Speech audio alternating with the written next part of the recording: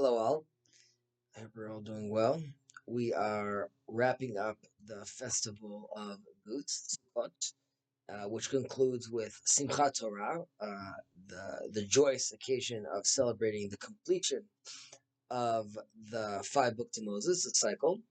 And we will be starting again this Sabbath.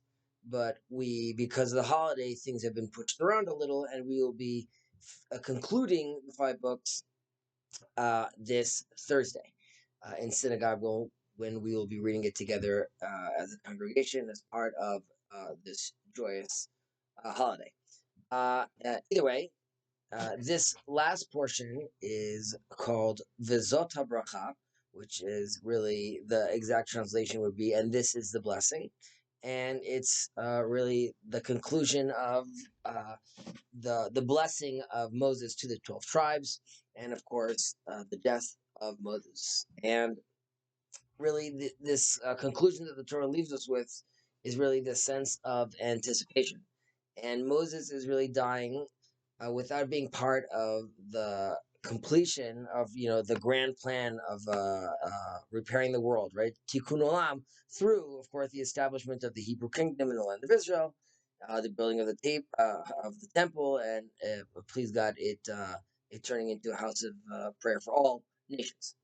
Now, there is sense of, I would say, a significant frustration because we still feel like the nation is sort of broken, right? We're entering without Moses. And as we mentioned in the past, the Talmud says how Joshua, who is replacing Moses, is his likeness is to the moon, while Moses' likeness is to the sun, right? So we know that he's really in Moses' shadow, so to speak. And there is also a sense that there is like a historical feeling of missed opportunities, right? That in the days of Moses, there could have been like the messianic, it could have been the messianic endgame, and we see that instead we get this pattern that repeats itself of this moment where we're almost there, and then it sort of is taken away from us, right? So we see this in the postponement of the temple construction, when instead of David doing it, it's moved on to Solomon, and the fall of Josiah in Megiddo. And there's even more contemporary examples of the death of the great rabbis like the Ari, the Ramchal, Rabbi Cook, who I mention often, and of course many others.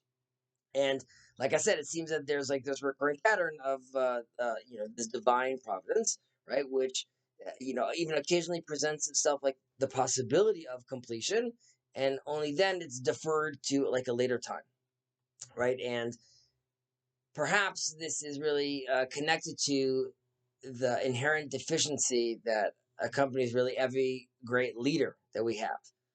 And there's this immense stature, right, that overshadows the other forces, right, that are in this sense smaller than him. But when they're in his shadow, they can't emerge, and they can't allow for their elements of leadership to shine. And really, if Moses would have completed everything by his, with his own power, the Torah would indeed be complete in a certain sense, right? As the Talmud also tells us that if Israel hasn't sinned, and they would have given the five books of Moses and the books of Joshua, and that would be it, right? They would have had six books. The sixth book really revealing the holiness of nature. That's a different topic, but which has to do with all the sanctity in the land of Israel. It would have been inside the land of Israel, and the mission would have been completed. However, right, this also means that all the other forces from the outside would seemingly be nullified, right? Because Moses again has blocked that all out. And in that sense, there would be something lacking in the completeness of the nation. And perhaps this deficiency really is even seen slightly when Moses like strikes the rock, right? In Meribah, when he's trying to get water out of the rock, instead of speaking to it, he famously strikes the rock. And by doing so, we see that he wants to, while there's different interpretation of this, he wants to impose reality sort of under his staff. And really, from there, you could say it stems like the deficiency of the excessive strictness that sometimes accompanies some elements and leadership of the Torah. And this, of course, is to be destined to be rectified right at the end of days. And it could be that, the harsh nature of the description really, the final words when that Moses receives from God, right? Which is like, I'm going to let you see the land with your own eyes, but you're not crossing over it. And then Moses dies.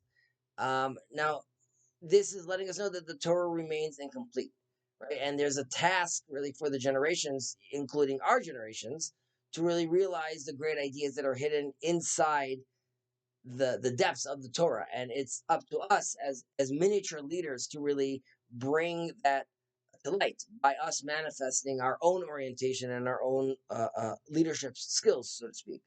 And really, we have to realize this despite sort of the muted nature of these words. And really, our generations, I think, stands at a crossroads, really, in many different decisions that could ultimately complete the work of repairing the world and really returning Moses' soul back into our world and hopefully back into the land itself.